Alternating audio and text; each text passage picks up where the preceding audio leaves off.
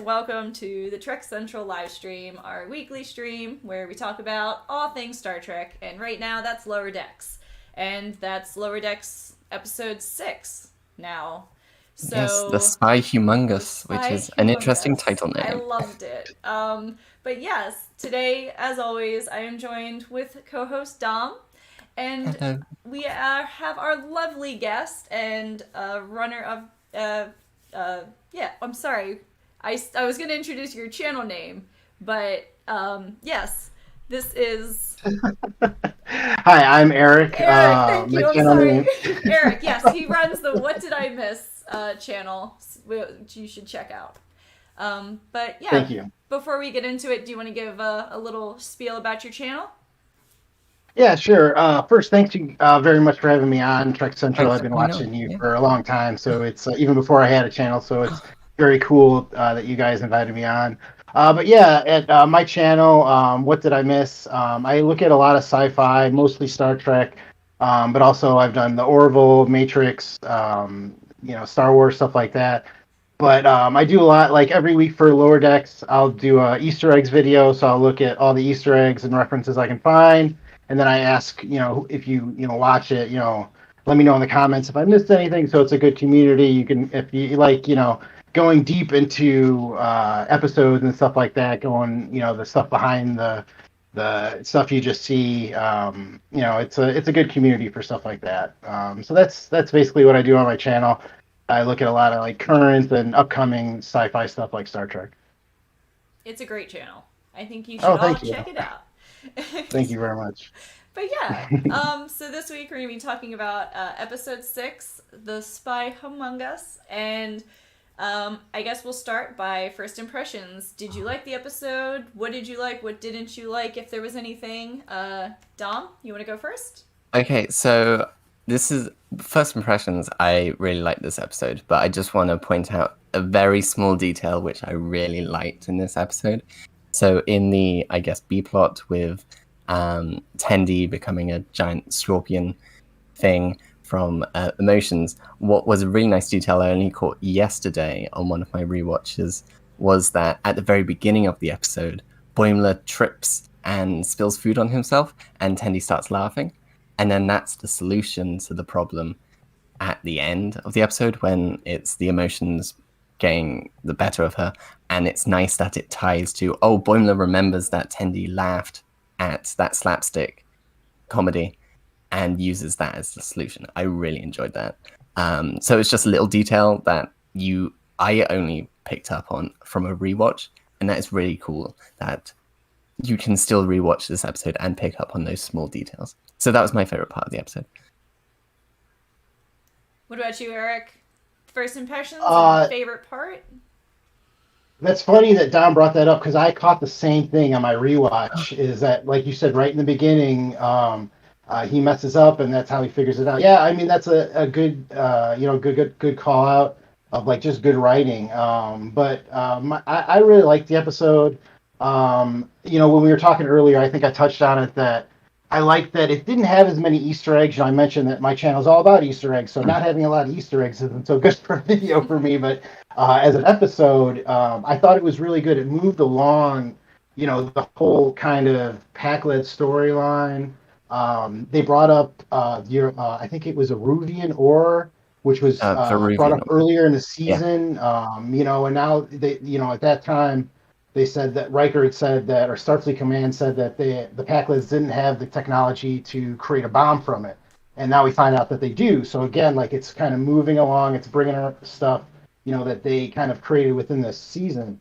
So yeah, I like that the Pac-leds, keep getting more and more a threat, but they're still hilarious because they're obviously like kind of just like big dumb animals that just stumble through everything. So in a very Lower Decks way. So no, I thought it was a great episode. Mm. Brie, your opinions? So yeah. The only reason I caught the slip and fall part in the beginning is because when I was watching it, I heard, like, I had looked away at first, and then I heard her, like, Tendi laugh and say, sorry, it was the face you made. And so I went back and I wanted to see if it really was, like, they animated, like, his face hilariously. And they did. So, because I was like, pause, pause, pause. And then I was like, oh yeah, these are hilarious faces. So I was like, all right, yeah. So I did catch that one on my first rewatch, but only because I wanted to see if they, like, how hilariously they animated his face. So, Yeah, I didn't actually freeze frame it and look at his face, but I yeah, have to go back and see that they're now. pretty funny. Um, But my favorite episode was actually when Boimler helped, like, calm Tendi down. I just felt like that was it's not like it was the funniest part of the episode, but it was my favorite part because it just shows that Boimler still, no matter what, no matter how many, like, or, like, who pulls him aside to join their little team or what other friend groups or whatever, he's always gonna put them first. And, like, seeing Tendi in trouble and doing everything he can to, bring her out of it, even if it means embarrassing himself, I thought was extremely sweet. Sorry, there's someone weed whacking my house. I don't know if you can hear that. And my dog's busting in. But yeah, that was my favorite part, more because it was, like, emotional and sweet. And I just like when Boimler is Boimler. He just makes me warm and happy. Going into that, I really like that. Yeah, he made a fool of himself, but he got commended for it. At the end, Franson goes up to him and is like, "That was good thinking, Mr. Boimler." And that was really nice that, he was chastised by the red shirts because of making a fool of himself, but it was the right thing to do. And, that was such a good moment.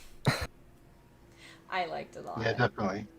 Yes. Yeah, very on brand. Like you said, like Boimler, he does want to, be, get promoted and be with Riker and all this stuff. But at his heart, like, he's a really sweet character.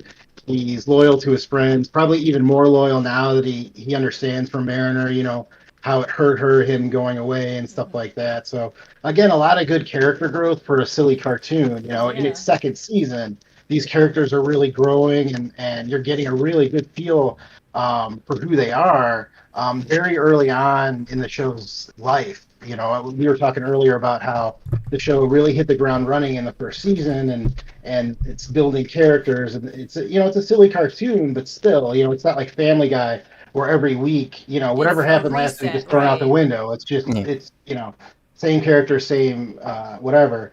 These are characters that you're picking up idiosyncrasies from, and things that happened 3 episodes, they're doing them again. It's just little bits and pieces that make it a really good show. Yeah, there was like a little detail in this episode when Tendi gets eaten by the slime and poops out. Oh yeah. Mariner refers to her as Devana, "Are you okay?" Yeah. And that's a really nice touch because she only learned that Devana was Tendi's first name in the second episode, was it? So it was nice that these characters are growing and developing as the show goes on, and it'll be very interesting looking back from hopefully like the 7th season of Lower Decks. Oh, they were like all the way back there, but now it'll just be nice to see where these characters go in the future. So definitely. I guess the next question that follows that we ask every week, and sometimes there's a no. Was there anything that you didn't like in this episode? I guess we'll start with Eric. Was there anything that you didn't like in this episode, or that you think maybe you would have preferred done differently? I thought it was interesting that there were 3 kind of plot lines going in one episode. It got a little busy, because we had Ransom and Kayshawn with the Pac-led refugee on the Cerritos, and we had Boimler, and we had, with the red shirts, and then we had Tendi and Rutherford and Mariner on their I guess thing. you could also say Freeman and Shax on the planet. Oh yeah, that's 4. I forgot about that one almost. Yeah. And there you go. When it gets crowded like that in a 29-minute episode, or however long it was, it can feel, like I said, a little bit crowded. I liked Kayshawn and Ransom. I thought that was a really good kind of team up. I liked that mashup. Where Kayshawn has these like Tourette's moments where he just like blurts out like his Tamaranian at one point it's like Basmanti with his eyes covered or something. Yeah. I love those little things. You getting some of those those whatever I think it was like Busmanti with his eyes red vibes from this guy. Yeah, And, yeah. I love that. Exactly. And also, it's Yeah, very so- nice that Ransom just like picked Yeah, up he on what he got was it. He's meaning like, straight away. Like, yeah, yeah, I'm okay, feeling that that means vibe. are you getting like spy vibes from this guy? Yeah. Yeah, I Yeah, thought that was good. but again, like it's almost like having a sundae with too many toppings. You're kind of picking, you're kind of looking for something to complain about. But I thought all in all, it was a good episode. But if I would have one complaint, maybe I would have liked it to have been longer. Maybe seen Yeah, more I with always want them to be Ransom. longer, especially when there's that many plot lines. I think there was another one where it was like multiple plot lines, and I was like, man, I wish these episodes were longer, or we had more episodes per season, just so there was a chance to Yeah. take like those two storylines and have that be an episode, and the other two be, because I just feel like they could have done a lot with like all of them separately, So I think it would have been cool to have a few more episodes this season, maybe, just to make it so that even if it was just like 2 or 3, so that the episodes where there was 4 plot lines, it was 3. Yeah, because even the hour-long like Discovery and Picard, those are 13-episode seasons, if I remember correctly. Apart from And Picard, Lower which Decks is only 10 gets episodes. 10. Yeah, Oh, and it's 10 times yeah. 20, like 24-minute episodes, so call it 25. Right, and those are an That's hour. not Right, a lot. yeah. Yeah, so if they, like you said, if we got 13 or something, maybe we would see just a Ransom and Kayshawn episode. Yeah. Yes. Which, I think, and again, Lower Decks is about like those background characters. It's not always going to be about Burnham every week. It's not going to be about Picard every week. It's going to be a rotating, cast of characters, kind of getting the forefront. So you kind of need a lot of time to do that because you got to set them up for people to care about them before you push them, up into the limelight. And I think it was really nice that they included that Kayshawn did come back for some speaking lines, because I know a lot of issues with Kayshawn as a character was people really liked him, but he just didn't get a lot to do in the very first episode. He's a puppet for most of the episode, and then you hardly see him again in later episodes because Shax is back. So it was really nice that Shax was on the planet with Freeman, and then you had Kayshawn and Ransom dealing with the Pac-led on the ship. So it was really nice to have him back. You got to wonder why they brought Kayshawn on the show if they knew they were going to bring Shax back. Mm-hmm. It's almost like addition without subtraction. So, again, you're starting to get a really you only got 29 minutes to fit all these characters in. But I really like the Shax character too, so I don't really want him to go anywhere. Yeah. But I like them both a lot. his. But you can only have one of them on screen, because one of them they're both in security. That's but what I was wondering. I was about to ask that. Are they both security officers? Well, now? I think Shax is chief of security, so he's returned back, and then Kayshawn would probably be chief of security when Shax isn't there. So he's like the second in command. Like a Worf Yar kind of thing? Yeah, like a Worf Yar kind of thing, yeah. And now we're going to see... That makes no sense. Great, now one of them's going to get killed off unceremoniously. Yeah, right. But talking about that, we had the return of Armus in this episode. I love that. That is a good segue. Perfect. Yeah, that was really funny. Yes. When Mariner talking, he's like, "You look like a big bag of, you know what?" That was hilarious. And I love that he said, "Oh, I'm the skin of evil." Yeah. And apparently, I saw on Twitter that in the translations of the episode, it does reference the translated name of the episode. So in German, it's like Shade of Evil or something. And it's said in Armus's dialogue, "I am the Shade of Evil," which is really nice that the translation side does still keep those jokes. Instead of just being Skin of Evil, and people who've watched TNG in German are like, what does that mean? That's not the name of the episode. So gotta give props to the localization and translation teams as well for Lower Decks and keeping these jokes in. There's Star Trek fans everywhere. Yeah, yes, as it should be. Right. So, was there anything you didn't like, Dom, or did you like? Well, is there anything that stuck out? I don't actually know, because I really liked this episode. So I could give a cop-out answer and be like, the thing I didn't like of this episode was we didn't get more Kazinti officer, or even a name for the ensign Kazinti, because he was really cool. I I liked did the like joke him a where he lot. talked about his posture and he looks like the Yeah, he's like, Kazinti telepath from TAS. And like posture is everything. yeah. And it was great because I know when he appeared in not last episode, but probably the episode before, I tweeted out being like, he's so cool. And the director of Lower Decks was like, oh, why did, because I said something like, I hope that he's a recurring character in the background. And the director was like, oh, but why don't you want him to have lines? It would be great if he has lines in a future episode.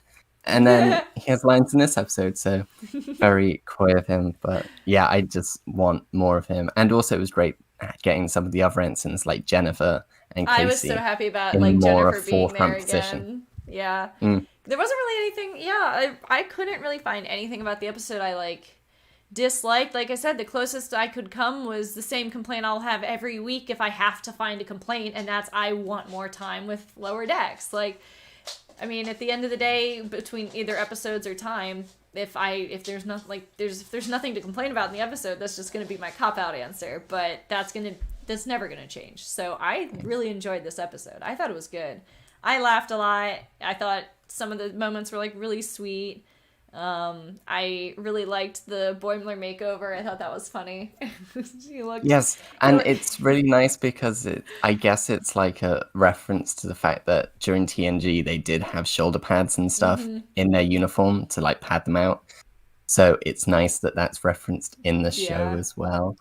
And yeah, Captain Boimler does look great, and I would like him to lead us into battle because he gives some good speeches and also just does things. Yeah. Instead of just giving speeches, he does the action instead of just behaving like Captain. I'm also so glad that, like I said, when we were talking last time before we had an answer to this, and I was like, I really hope that him being in command, or, you know, like showing that thing, it's not like a holodeck thing, like with that, because everyone kept assuming because he looked older, it was going to be like a time skip or like a holodeck thing, because I feel like everyone always assumes. And same thing with the Borg. People are assuming that's a holodeck thing. They're bringing it back, yeah. But I stand by, I don't think it's a holodeck. I think they did that once in the first season, and I don't feel like they would do it again, personally. I feel like that would be too much of a cop-out, but I could be wrong. We'll see. But I'm really excited, and I've been loving Season 2. Season 2 is so good.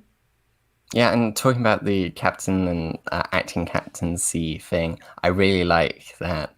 You know, Boimler didn't get the acting captaincy role, but it wasn't that big a deal. Yeah. And Ensign Casey was like, I finally get to sit in the chair. And then he got shouted at by Shags because shift changes, and then got told to clean the Pac-led poop from the airlock. Yeah. So, yeah. And also Pac-leds can now survive in space, which is weird, but Pac-led body strong. Yep. No, I was about Princess to sneeze. Leia can do it. I guess he can. Damn it!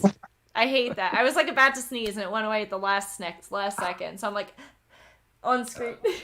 Sorry, I was expecting a sneeze. Nothing happened though. No worries. But yeah, talking about the Pac-leds. I need to. What did you think about Pac-led Planet? Was it what you were expecting? Eric, yeah. You know, it kind of did because they're so into, you know, the biggest is the best, you know, so everything was gold, everything was tall. I like the detail of like their emblem. In doing research for my last video, I noticed that in the Enterprise episode where Geordi got, I can't remember the name, where Geordi got when Geordi got captured by them. I can't remember the name of the episode. I can't remember the name of the episode either. But it's the same one where he brought up the Crimson Force Field, which wasn't real, but they referenced it in that episode too. But anyway, in their uniforms, they had that same emblem that you see like at the top of you know, the tower where they're at and everything. So I like those details of bringing, you know, what we knew about Pac-leds, but now obviously they're a much bigger force than they were when we saw them on the Next Generation. So you kind of see that metamorphosis and that evolution. But no, I thought it was pretty cool. Like I said, everything should be big because they're just all they care about is having the biggest and the brightest, you know, and the so strongest. so yeah, and the strongest, helmet. yeah. Yeah, so Back-led body's it was strong. very on brand. Yeah, I thought it was very on brand. Mike McMahon and the writers are very good at that. Everything. They've got those little pieces that you look into it and it makes sense because you saw it on Next Generation or Voyager or something in the past, and then you see it again, on Lower Decks. So I love that about the show. Mm. And I really liked that the part where there was a Pac-led revolution, That was and they're like, funny. "We will no longer be ruled by the big helmet." Yes, he And then puts the he's big like, "Ooh, helmet big on. helmet! I'm now I'm like, Pac-led oh, he emperor has the big now." helmet. And it's like, "Oh, he has a big helmet. He must be strong." That was Yeah. such a good comedic part, but also very believable for the Pac-leds. Yeah. And yeah, Lower Decks really does well with making things believable in the Star Trek universe, but also very comedic. So props to the And the writers. Pac-Lids are right for that because Mm, they're kind of like the Ferengi were when they were first introduced on Next Generation. They were a joke, right? Like nobody's going to be scared mm, of what that initial design was, and the Pac-Lids were kind of like that too. I mean, they were portrayed as kind of slow, not somebody to really not a race, not like the Klingons or the Romulans. There's no you don't have to worry about them, and then all of a sudden they come back as a threat to the Federation, and now it looks like that's the main threat of the Federation at this time. mm. So no, like I said, it's very on brand for Lower Decks, and I love it. Yeah, and it'll be interesting going forward because especially Riker was teasing that there's probably someone working behind the scenes as the puppet Right. master controlling the Pac-Leds. It'll be interesting going forward, Find out who it seeing is. that, finding out if it's a returning character or a returning species and what their goal is. Because we know that after this Pac-led threat, Starfleet does move towards the Romulan relocation effort. So we know that this has to be dealt with soon. So it'll be interesting to see where Lower Decks goes with it. Yeah, definitely. Mm. But yeah, Brie, what were your thoughts on Pac-led Planet and how gold and shiny it was? I loved it. I thought I think they could have done more with that bit. If I did have any complaint, I would be like, I almost forgot about it because I feel like there was more they could have done. But I did like the every time they were trying to find someone to talk to, like, oh, helmet's not big enough, and then the next person would come out and they're like, I have a bigger helmet, and then they'd be like, oh, cool, oh, sorry, my helmet's not big enough for that, and it'd be like the next person's like every door that opens is like a bigger helmet, and leading up to the revolution, I thought that was hilarious. I thought the whole Pac-led planet was great. I did like how like fancy it was, I guess. I was a little surprised by that, I think, Yes. because you see they, at least in TNG and whatnot, like they assimilate pieces of tech to make it their own, and so they never really like. I was just, I think, expecting. I guess I was Yeah, I just was expecting grungy like their Yeah, I was ships, expecting but grungy. yeah, Yeah, but I liked it. I Eric, liked you that it did was make a good fancy. point that they do want the biggest, the strongest, the most expensive Yes, things. So it does actually make it makes sense, and sense. that's it. I never thought about it like that, so that is a nice thing to think It about wasn't a very nice touch. I liked that. in our planet. Maybe the fact that everything is gold on the planet now may be a hint at who's backing them. Like maybe it's a hint that like the Ferengi are backing them because like the Ferengi Oh, are obsessed with Latinum and stuff like that. And maybe that's what they're supplying the Pac-Lids to. And we have seen a few mm, Ferengi on Lower Decks. That's true. yes. So and again, like they would be a perfect race to be a villain Ooh, for Lower Decks Plot because they're twist, just it's still, Quark. it would be no, No, it'd it's be Quark interesting if it FCA. was. that'd be It'd be awesome. interesting if it was Gala, Oh my Quark's god, if it cousin who owns the Oh moon, yeah. because that'd he be could do it because hilarious. he's an arms dealer. He wants the Federation to go to war because then he can like supply them with stuff Yeah. and supply the other side with things. So it does make sense that it might be Gala, which would be very Lower Decks Yeah. and very cool. I can't remember the actor who plays Gala because we did see him, yes, in that episode when Quark becomes an arms dealer. Yeah. So it could happen. I wouldn't be surprised, and it would be pretty cool. Yeah. But yeah, going off the Pac-led planet and something which we haven't really touched on yet was the Anomaly consolidation duty. Yeah, that's what it's called. Anomaly consolidation duty, and all the ensigns having to go around to the labs and the senior officer quarters to pick up anomalous materials. What did you think about that subplot? Brie, we'll start with you. I enjoyed it. I thought it was nice when they went place to place to see like a little bit of, you know, what was in each room, like what do these officers take back with them. But my favorite part, because that, you know, there's only so much they can show without having Easter eggs galore again. But my favorite part was actually like, I think just that build up to Tendi, where it's like Tendi's just trying her best to stay positive, even though, you know, no one wants to do what they're doing. And and especially so since it turns out she's the one who volunteered them. So she's trying her best to just make it fun for everyone. She's like, guys, it's great. It's fine. No, this is great.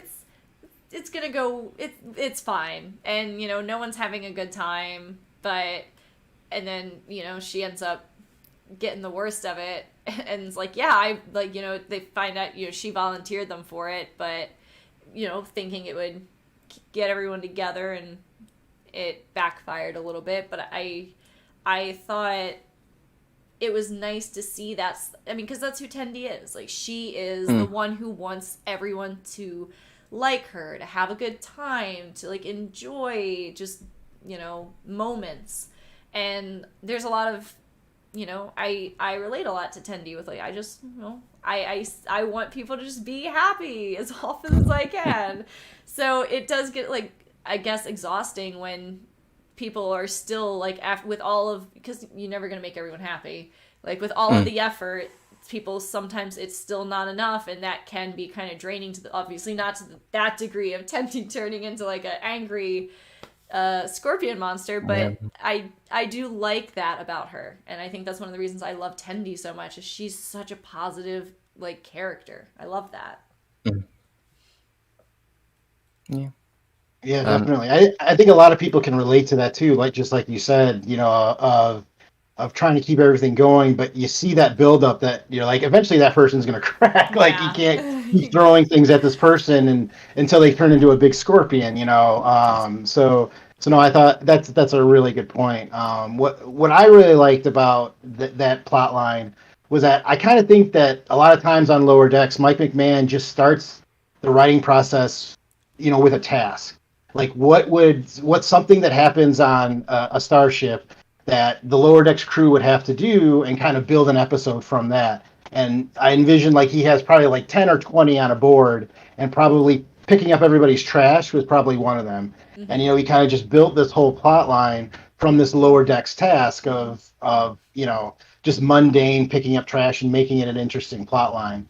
So, you know, I like I said, I thought it was really good, and that's something that you could only see on this show. You couldn't have Card, or, you know, like even Strange New Worlds, like you wouldn't want to see even these new characters, you know, picking up everybody's trash. You want to see them going to new planets and stuff. So the only place for those types of storylines is on this series.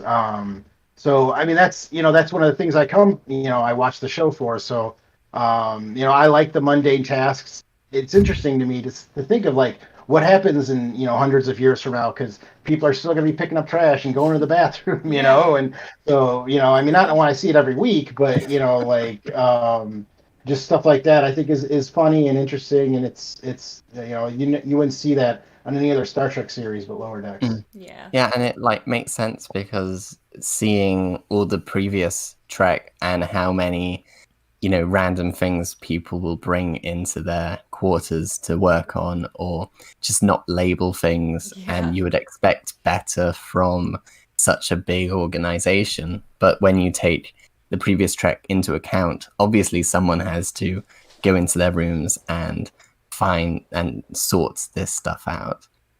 So it was a nice thing that you don't really think about until someone points it out, and then you're like, huh, yeah, someone would have to do that. That makes sense. And that is really the gift of Lower Decks, that it sees these things which you don't really pick up on watching a normal Trek show. and then it builds, like you said, it builds an episode from that, which is very cool and unique. Yeah. Yeah. So I think that was every plot line, right, for the Yeah. episode. I don't know anything about the. That Oh, yeah, was. we know the title of the next episode. That's right. Which what title is that? It's wait, Is it Where Fountains? It's a Shakespeare quote, isn't it? Where Pleasant Fountains Lie is the name of the next Okay. episode, and we know that it does have the return of Jeffrey Combs as Yes. a evil sentient computer, which is very Trek, very I'm TOS. so excited. And the other part of the episode seems to be focused on Lieutenant Commander Billups, the chief engineer of the Cerritos. I love him so Are much. you I'm guys so excited for a Billups-centric episode? I want a Billups episode so bad. I want Billups to be drinking his peach daiquiris, having a good old time. Yeah, we haven't seen a lot of him and Rutherford, No. For a while after they were paired together quite a bit the first season. Yeah. So yeah, I think this episode will be I the hope he gets a Rutherford friend. Billups. Billups needs a friend. Just He's drinks so his soup. lonely. He's like, oh, he's stone cold badass, and he's Yeah. just sitting there eating his soup. Yeah. Yeah, he's such an interesting character, which we don't get a lot of. Yeah. So it is nice that Lower Decks is taking the time to explore these secondary characters and develop plot lines for them, which is something which, is criticized from the new shows, that we don't get a lot of time with these secondary characters. And that's because it's doing these serialized story arcs. You don't have 20 episodes from previous, or 24 episodes from previous Trek, where you can just be like, okay, here's a Barclay episode. You remember Barclay, right? Lower Decks can do that because even though at the moment it does have this long story arc of the Pac-leds, not every episode's on that. So it can be like, okay, here's a Billups episode. Here's a Kayshawn and Ransom episode. And they're not the main characters. Yeah. So it is nice that we are getting a show like that. Plus, what I like about Billups... Oh, I'm sorry. Oh, no, I was just going to say I like that too. What I like about Billups also is he breaks the mold kind of the miracle worker head of engineering. On every series, like the engineer is the most competent person on the ship. And, Billups doesn't seem that competent. Like he seems kind of like, he seems like a little, like average? Very average when you expect like a LaForge or a Scotty or a Trip, and he's definitely like not one of those characters. So again, it's cool to see like not every engineer, not every chief engineer in Starfleet is a miracle worker. Like maybe like there are some that are average or above average, and we get to see kind of that on Lower Decks in this character. But I'm sure that like on most of these characters, there's something inside him, kind of like, I mean, if you watch The Office, like Michael Scott, like that's a ridiculous character, but there's little bits in this over the course of the series where he's like, well, I led the company in sales and I saved 17% on this. So you find out that like Michael Scott is actually a very competent manager. You just don't really see that because he talks and everything he says is ridiculous. So I think that Billups may be that kind of character where like we don't really see that strength, but then when the S hits the fan, like he is right there and he's turning rocks into replicators just like any other chief engineer has that we've seen before him. Oh, looks like we're getting out some of that this week. Connection issues. Oh, I think it came back. I think it fixed itself. Yeah. Okay, let's hope. Let's hope that Q isn't messing with our connections, like previous weeks. But yeah, I'm really looking forward to Billups' episode. Like you said, he seems like a very interesting character. I know he's got kind of a weird cult following on social media, which is weird, but like what Star Trek character doesn't? There's usually one character which you don't even think like, oh, there can't be hardcore fans for it, but then there's like really hardcore fans for Bella Oxmix from TOS or other weird people which you just don't expect fans to be of. You expect them to be of Picard and Riker and all these people. But yeah, Billups, I am really looking forward to. Yeah, I would say that Garrick is my like kind of like not main character that I like I my wouldn't ride say or die Garrick like is one of those favorite. characters in terms of like Yeah, a lot of people really like Garrick. He's my yeah, he's favorite character Yeah, in like amazing. all of Star Trek. I but if I ever like mm, I love him. He's my favorite. Yeah, but he's not really a yeah, behind the scenes character. Like if someone was like, "Oh, my favorite character in all of Star Trek is the Kazinti officer," in right. Like that's the Danny kind of O'Connor level. or something. Yeah. Yeah.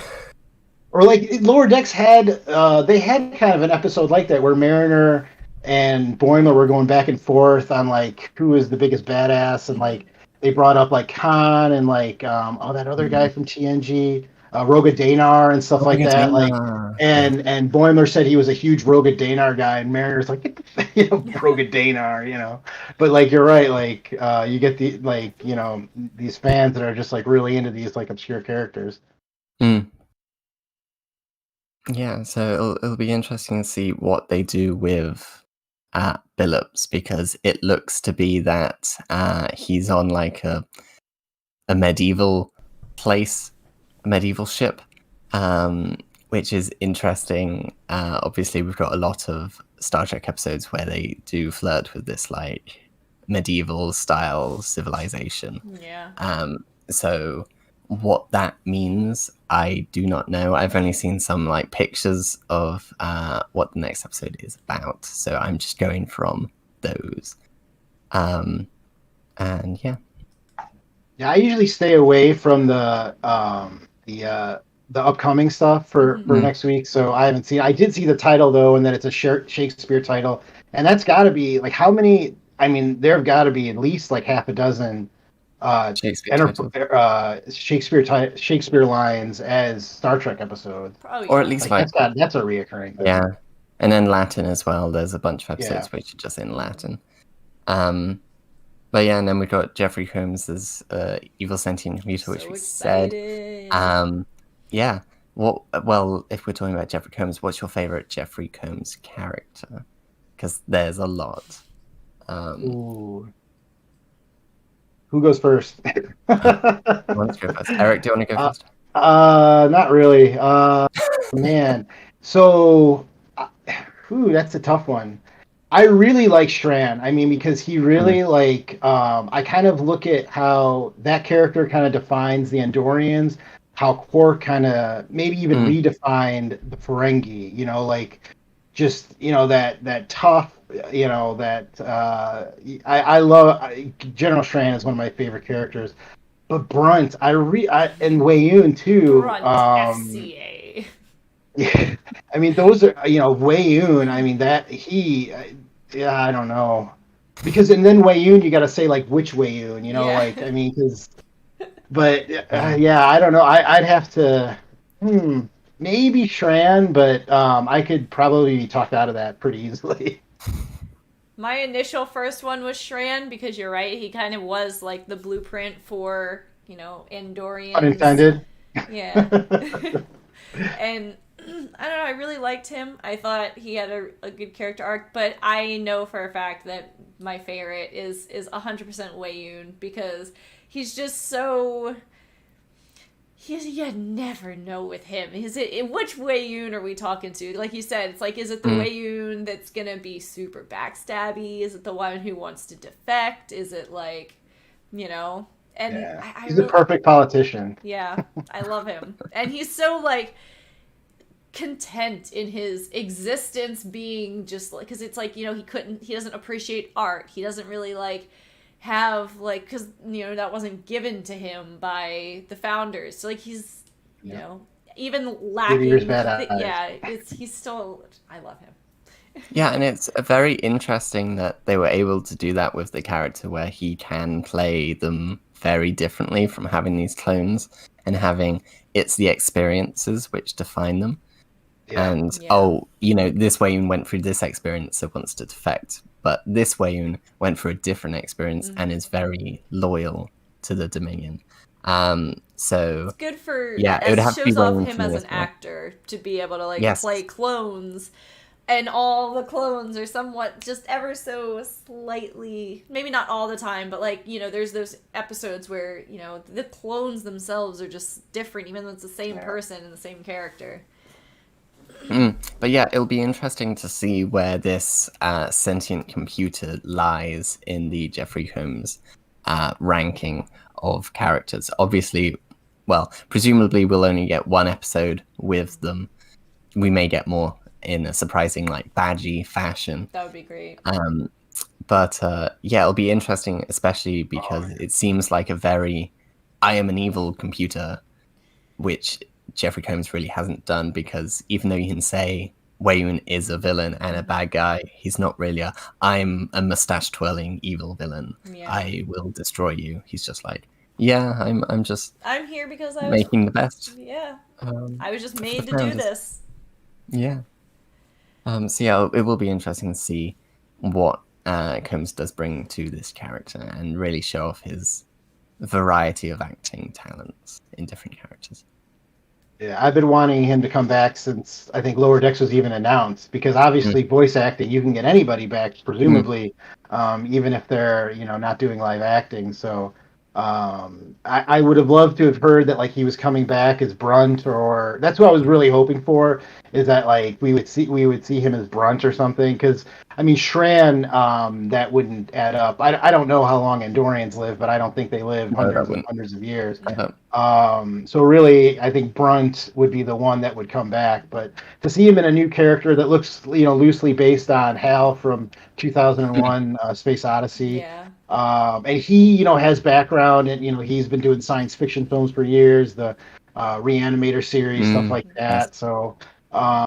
Yeah, I can't wait. I'm a huge Jeffrey Combs fan. So I'm very psyched. Yeah, and we have had a good, like, Lower Decks has given us a lot of very good legacy Trek actors coming to the scene. We've had J.G. Hertzler, and not just people reprising their characters, like with Jonathan Frakes as Riker and Marina Sirtis, but we have had characters like J.G. Hertzler coming back to play. I think it's the Drukmani captain. Sounds right. Yeah, and what's the Discovery actor who recently played Aurelius from Discovery Season 2? I can't remember his name, but he was back for Lower Decks, which was nice. In Season 1. And yeah, it's just really nice that they're giving this opportunity to play new characters for these Trek veterans. Yeah. And then John Delancey too showed up, and now he's going to be on Picard, in live form, this upcoming season. So yeah, that was huge. I love that episode too, where, like, they're walking, the Lower Decks crew is walking by Q, and he's starting, and Mariner's just like, we don't have any time for your Q BS. He just keeps walking. But yeah, I love that. I saw a really interesting theory related to that, which was that Mariner and her parents are Elorian, the same species as Guinan.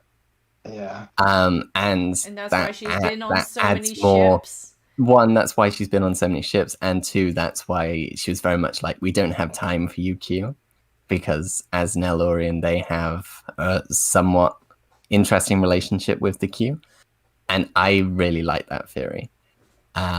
And it's quite interesting. That would be a really cool plot twist, because I mean, they've never said one way or the other that they're human. I don't think she's never been like, I'm human. Like, I don't even think like Boimler, because we do know he's from California. I believe. But we don't really know where she's from. But there can be in the 24th century, so many different alien species can be born in California or just Earth in general. So it doesn't really make much sense. And also we do have the fact that he has purple hair, natural purple hair. So does that mean he's not human? Who knows? So it could be an interesting way to do a plot twist for Mariner and her parents, and why she's been on so many ships and is still an ensign, and so, I guess, young. and yet been on eight ships or 5 ships or Something like that. But also Deep Have they Space said? Nine and yeah, she was like on Deep Yeah. Space Nine, presumably during the war. yeah. If Worf was there, so there are some places which the Lower Decks writers can take the show, and I'm very excited I to am too. for all these to develop. Yeah, and when it's a cartoon, I mean, they can really do anything. They don't have to worry about budgets Yeah. as much as Exactly. other. Like they could make an Larian planet or something like that. Just like they did Pac-led Planet. They Mm, don't have to create a whole new set every week. So yeah, that would be really be an interesting development.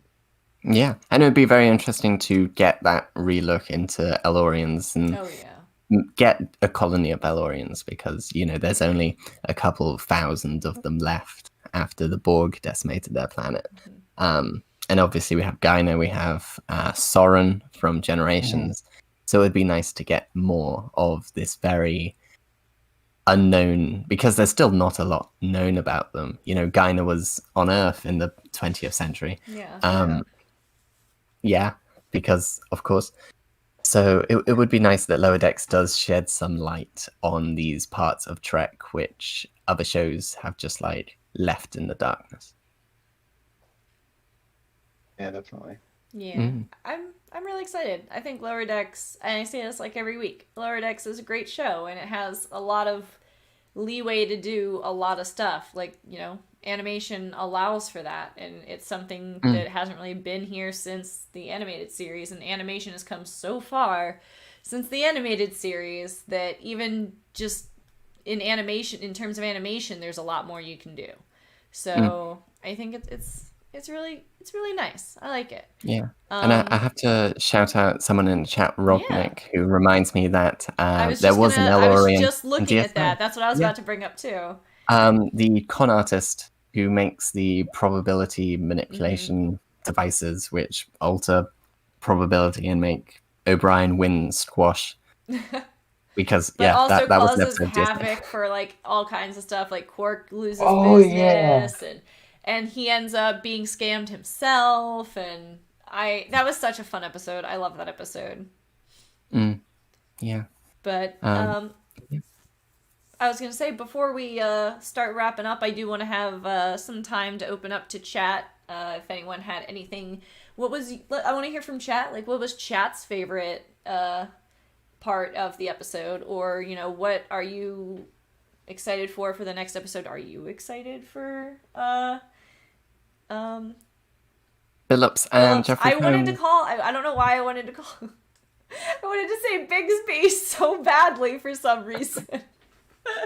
No, it's not a Bigsby episode. Yeah. But yeah. So we've got the return of Armus is the best part of the episode from Mr. Nobody. Yeah. I definitely didn't expect Armus coming back, but it is what Armus It deserves was a good for way to bring him back. killing Tasha. So yeah, and also the fact that there's a submanifold casting stone which allows you to project your voice to planets is Yeah. I wild. love that. Um, I would That's a do. perfect.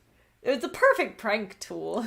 I'm putting that in my Yeah. D&D campaign. If any of my players are listening, I'm not putting it into the campaign. I'm putting it in the campaign. Like I am gonna create an item like that lets you project your voice like over an insane like godly. That would be so funny. I know, talking about the prank calls, we've got Donnie, who's a regular in chat. Hello, Mm-hmm. Donnie. I love the Simpsons reference as well. Armus must be the Moses like of Star Trek. I did see some memes on Twitter of them being like, "Hey, is Seymour Butts there?" And Armus says, "I don't know Seymour Butts.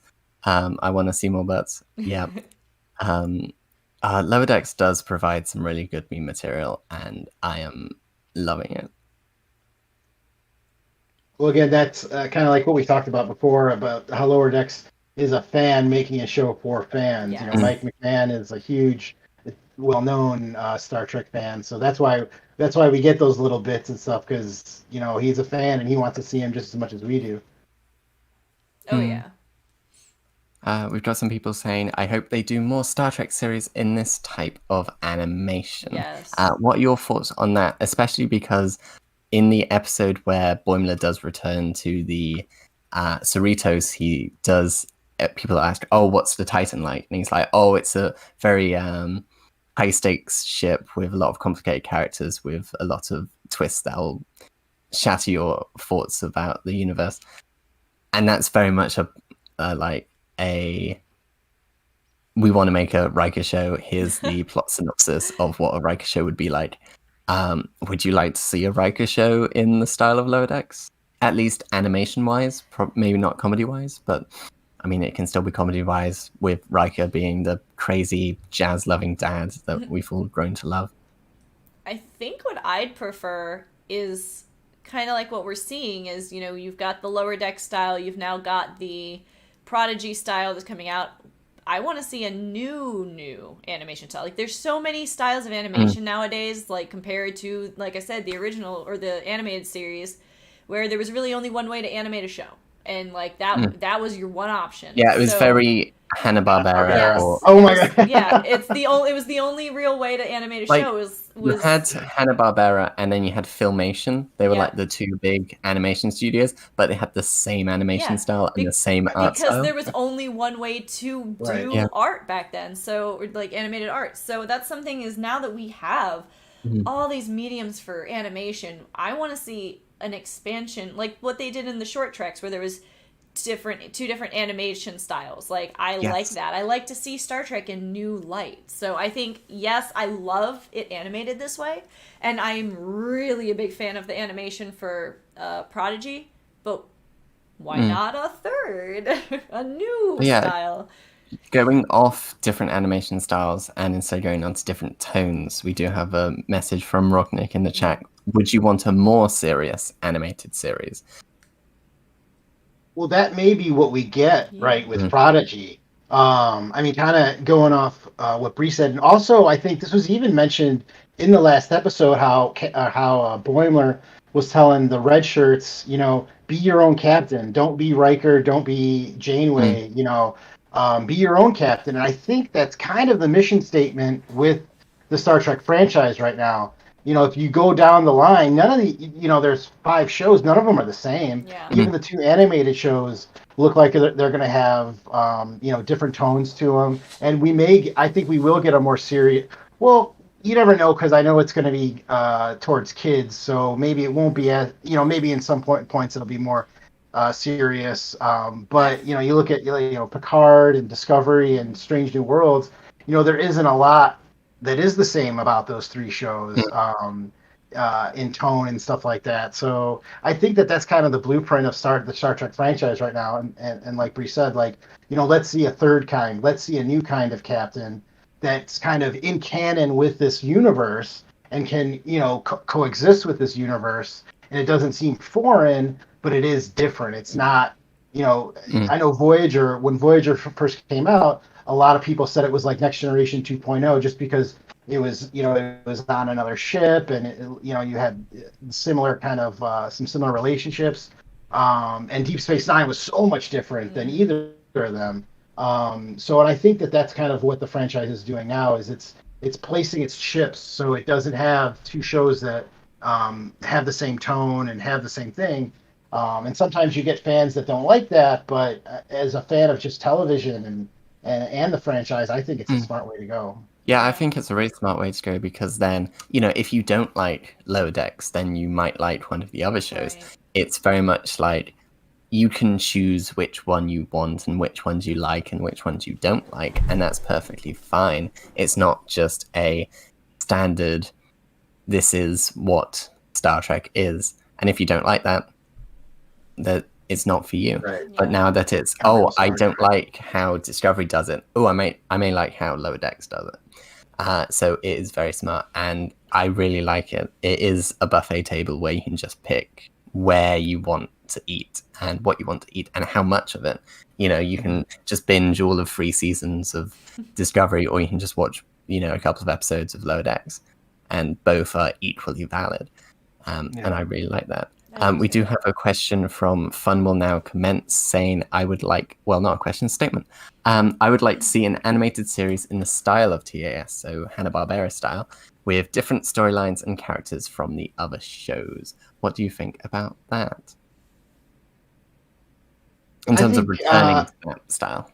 I mean, as a fan of Star Trek, I'll pretty much take it. Yeah. I'll give anything a chance. But again, I don't know, that the Star Trek would want to regress on any of its That's kind of what I properties. was thinking on it.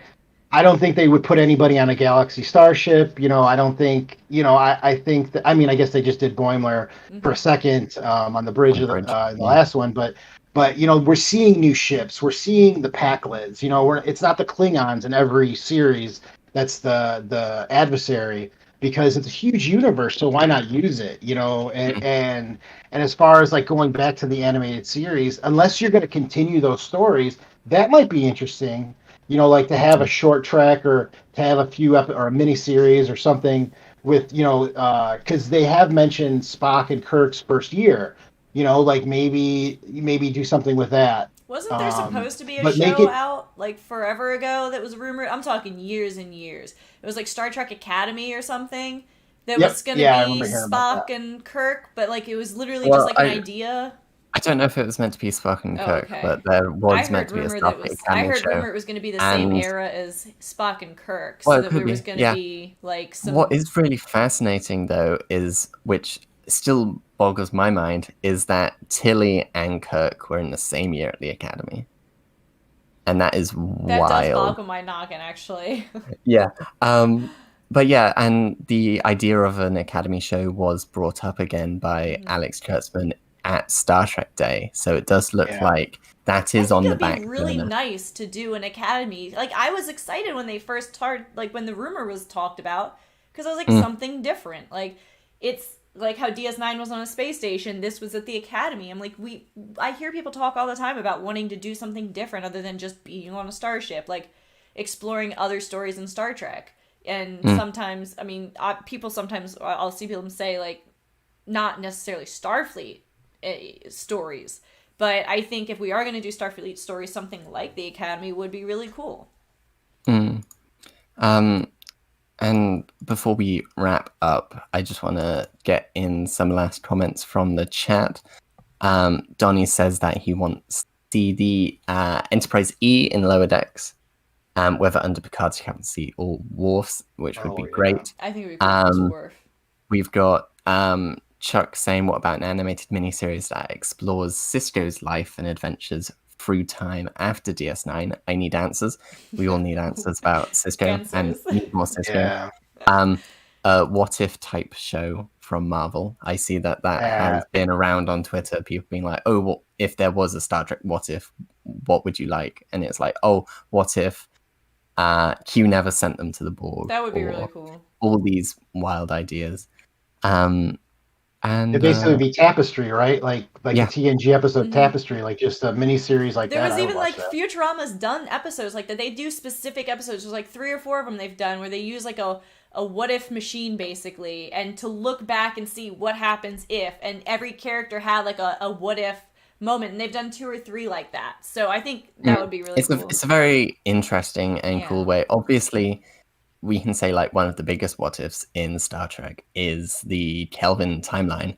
What if Kirk's life was completely different, and his dad died?